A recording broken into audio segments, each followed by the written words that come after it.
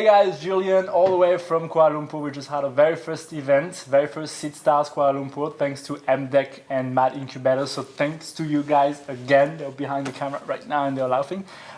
So we just have a winner, Chee Lim, the founder of TapWay, very first winner here in Kuala Lumpur that will be joining us in Switzerland. Keep calm and chill. That's the case for him now. How do you feel, man? Really happy, yeah. It's been a long year since we started developing this, and it's good to finally have our idea validated, yeah, at least at this stage. So we can't wait for what's next. Yeah. Right, well, so tell us a little bit more about what TapWay is all about. Yeah, so we are born with the mission to really help retailers improve their business by understanding what's going on in their store, because things have been moving at such a fast pace in the e-commerce world, where people can understand every single click, what we call clickstream data, but in the store, people just don't understand what's going on apart from sales and probably just some traffic data.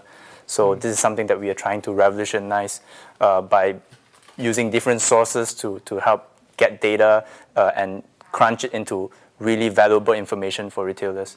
So what kind of sources do you use? I come into a store, I'm a customer, come in, any kind of store, right? Yeah. What kind of data do you get and through what kind of sources? So we leverage on existing infrastructure in the retail store, namely the CCTV cameras, as well as Wi-Fi if they already have it. If not, they can get it installed really easily. And that's the two sources that we currently use to essentially get data about shoppers walking around store. Yeah. Wow. So where do you stand now? What kind of shops do you have? Do you have customers already, paying customers? Yes, we do. We have quite a number of paying customers as well as trial customers at this moment. And we are also chasing some pretty big clients as well at the same time. So most of them are F&B clients. We also have an apparel store, a shoe apparel store as well. Yeah. So how did you come up with the idea? What's kind of your journey as an entrepreneur? Where do you come from? What's your background, and how did you get involved into that? Yeah. To be frank, I actually came from aerospace background, where I got really, I don't know whether I should say it in front of camera, but fed up with the red tape and the processes, the bureaucracy that's happening in the industry, and I always want to move fast. Yeah, so I have this thing that I really want to go fast and create my things, and I just stumbled upon this opportunity. Yeah, just I just thought this would be great for retailers, and I want to do something about it. Yeah. What do you do? Do you engineer rockets, or what do you do? Yeah, essentially, yeah. No, but I worked at drawing rockets. I worked at a helicopter company. Wow. Yeah, for a couple of years. So I worked in France for half a year, in Germany for another half a year as well. So I was part of this management program as well. Yeah. So how do you get to that tipping point when you're like, okay, I'm just fed up with all that, and I'm gonna just risk everything and go into basically grow from scratch and create a business? I always wanted to be an entrepreneur, so I just thought, yeah, let's just do it. So I actually started doing it part-time at first, and then things don't really kick off if you're doing it part-time. When you're working during the day, you're supposed to be going out and getting customer, but I can't do that. So I just told myself it's time. Yeah. So I quit and started doing this full time. Right. Yeah. So came back to Malaysia. Yeah. Right. Yeah. I was already back here for almost 3 years. Yeah. Mm-hmm. Yeah. Cool. So how is it to set up a business in Malaysia? Is that rather easy, or is it kind of a big deal? Well, it's not that hard to set up a business, but to get going, it's a little difficult. Yeah, but we got good support from Mad Incubator, and also there's a growing community around here these days, so it's getting better. So yeah. So what do you mean by growing? What have you seen? How was the ecosystem 2 years ago compared to now? I guess in terms of funding and in terms of processes, they are much simpler now. There's still a lot of room for improvement though. So, but essentially, yeah, the startup scene here is booming, especially since the whole smartphone revolution. So lots of people with their crazy ideas trying to get it started, and yeah, it's been pretty good. You can if you talk to MDEC, how they're growing as well, and I think it's great. We really need to grow the industry here to compete with our neighbor.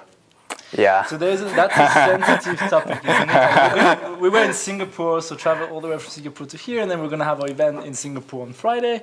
So same week we do Kuala Lumpur and Singapore. Do you feel like for a long time Kuala Lumpur, in terms of entrepreneurs and funding and all these kinds of things, been living in the shadow of Singapore and now trying to like come up and say no? They are definitely ahead of us. Yeah. So that's a brutal honesty right there. In terms of what? In terms of the ecosystem. They have a pretty good ecosystem. Maybe because they are much smaller and easier to manage, I don't know. But they have a pretty well-developed ecosystem. And that's what I think the government wants to do in Malaysia as well. We have a new agency called Magic, and they are also trying to promote entrepreneurship in Malaysia, and together with MDEC, Cradle, and a couple of agencies, there's pretty much a lot of opportunities for anybody who wants to start a business nowadays.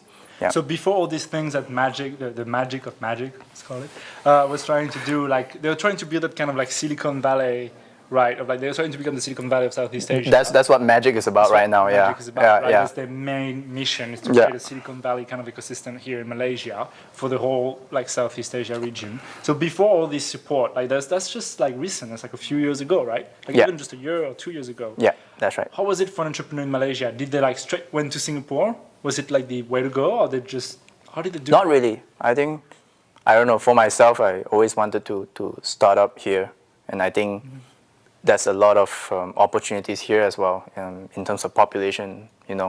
Yeah, and it's a really crowded business space. Marketplace over there with lots of, whenever some big company wants to set up a regional office, it will be Singapore. So you do not want to get head to head with those guys with more budget and the ability to crush you in seconds. So I always think it's more dynamic here and it's fun. So there's lots of opportunities and space for growth here. Yeah. Right. Yeah. So you yourself and your startup, you're looking to scale, right? You're not just looking to be like a Malaysian solution. That's why we chose you as a winner, that you have a potential to become literally a global company. Yeah, I didn't finish the pitch just now, but actually I was looking for funding because, that's right there. We're actually seeking for around the same amount that you actually said just now, about 500K USD, because we want to grow regionally, because that's so much opportunity in the whole Asian market right now. And if we go slower, the American competitors are going to come, the European competitors are going to come as well. So we want to go fast because this is the best time to do it now. Yeah. That's interesting. When I talk to entrepreneurs here, all around Southeast Asia, they all talk about Southeast Asia, right? They want to scale to Southeast Asia. But Southeast Asia it's huge. It's different cultures, different languages. Yeah. But if you scaling to Indonesia and Vietnam, and it's not the same thing. How do you go about scaling a business to Southeast Asia? How do you tackle that? Essentially, what we're trying to do right now in Singapore is to find channel partners. Because if you don't know the market well, you might as well talk to people who do. Yeah, so we actually have partnership with companies in Singapore where they resell our solution. Essentially, so we have a partner program. It's you just come for training.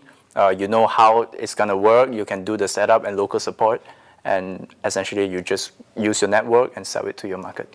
Yeah, so that's how we do it. And we think our solution is scalable because essentially we leverage on existing architecture or infrastructure that's already available in the store. So there's not much of investment or education involved in setting up. So you don't need to set up operations in each of those countries. You just work through. Probably we do if the market gets too big for just a couple of resellers to handle. And so we do need to think about that when we start scaling up. Right. Yeah. Like essentially, if we probably in Southeast Asia, we don't need that. But if we go to tackle the China market, for instance, we definitely need an office there. Yeah. Because so when entrepreneurs talk about again this whole scaling around Southeast Asia, I'm from Europe, right? So coming from a European perspective, it's very similar, right? It's a big market. There's lots of different cultures, languages, ways of doing business, legal restrictions, all sorts of things. Yeah. And everyone in Europe, when you're in Berlin or anywhere, they talk about scaling to Europe, but very few actually make it. It's very hard to scale around Europe. Okay. How is it in Southeast Asia? Is it similar, or you feel like it's much easier to actually scale? I've been to Europe before, so I understand the cultural aspects of it. But in Asia, I think in Southeast Asia especially, it's much less. Yeah, so there's not much of rivalry or like historical. Yeah, I don't know how you say that.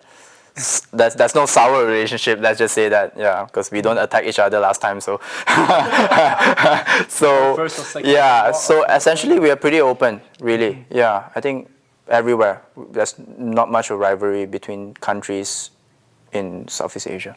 Right. Yeah. Yeah. And so no it's matter the different in culture and language and everything. so the barrier is only the language, I suppose. Really? Yeah. Yeah. Okay. But I don't think it's that big of a problem. There's always someone who can speak English in every country in Southeast Asia. Yeah. Because I think in Europe the difference is, you know, customers like think differently, and consumers have different approach to like a same product. Yeah. Do you think it's the same in Southeast Asia, or I'm sure. kind of consumers? I'm sure. Actually, I don't think our solution can be used in some countries in Southeast Asia, because you probably have to have the modern mindset, because it's such a modern product. And if you are just growing or just started to grow like in Myanmar, it's a bit hard to sell when what they need is probably a POS system, a point of sale system. Yeah. So they need the basic stuff, and this is probably something that's too far ahead for them. Yeah. So in a bit more mature market like Singapore and Indonesia and Thailand and probably Vietnam, we haven't validated the market yet. We think there's definitely room for us to be there. Yeah.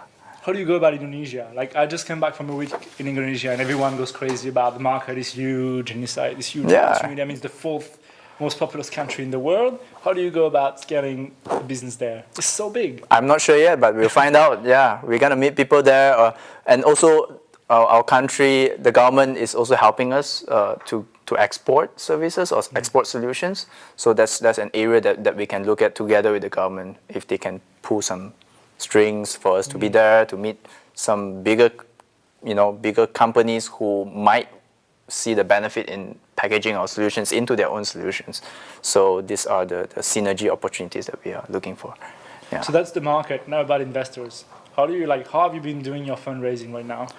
We have a private investor, an angel investor on board, and we are also funded by MDEC, actually, just recently. Okay. They're paying your flight tickets. So it's also but not him, so he's not biased in the decision. So yeah. So that's our funding landscape currently. Yeah. So you can find there are angel investors network in Malaysia. Oh yeah, actually that's they just formed this Malaysian business angel network. They call it MBAN. Just this year or last year, I can't remember. But yeah, they already have a network of angels, and whenever there's a good solution, MDEC will probably hook up with these guys and tell them about it and ask who's interested to invest in the startups. So yeah, the ecosystem is there. Yeah, it's slowly growing. Yeah. And then when it comes to VC funding, are you yet at that stage, or it's very hard to VC funding? I tend to not go there right now. You're at seed stage, but later on, we want to be in control now, but yes, in the future, definitely, that's something that we're looking at. And you think it's going to be easy to find in the area? It's not, the landscape is not yet there. That's a couple of VCs, but most of the VCs are also the VCs I know are from Singapore.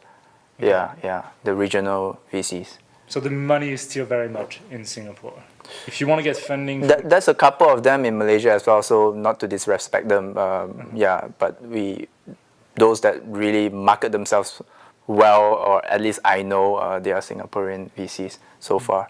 Yeah, so we are not really ready for that. We think probably next year will be a better year for us to start talking to VCs. Next year you're pitching at Seedstars World. Exactly. So what do you look? You've been to Europe, right? You've been to France. Have you ever been to Switzerland? Actually, no. You would remember it if you had been. Yeah, of course I would remember it. I've been to Austria though, from Germany, but I haven't been to Switzerland yet. It's different. Yeah. So you have tasted the Swiss fondue, have you? Oh yeah, I haven't tried it, but I'm looking forward to it. Yeah. Unlimited refill of Swiss fondue for a whole. Really? Yeah, you'll come back. Okay. Don't worry about it. Cool. So what are you looking? So where will you be? Because you mentioned some launch that you're gonna make. End of this year. So by February there'll be a lot of new stuff going on. Yeah. What are you gonna introduce new to our audience in Switzerland? I can probably do a live demo on the site of an app they can download and they can interact at different points to get offers, to get to know about us, to watch a video when you go there. So things like this. So currently we are more, more focused on analytics. But by February, I hope that we can have a solution on engagement that's based on our powerful and robust analytics. Meaning, if you come here the 5th time in a month, and you're a male and you are 28 years old, you'll get a certain deal that other people won't get. So this is an idea that we have that we think will be powerful, because if you just have analytics, it's not enough. But if you have analytics and you use it to re-engage with your customers, that's powerful. Yeah. And targeted advertising is always something that people don't do very well. There's a lot of loyalty programs out there.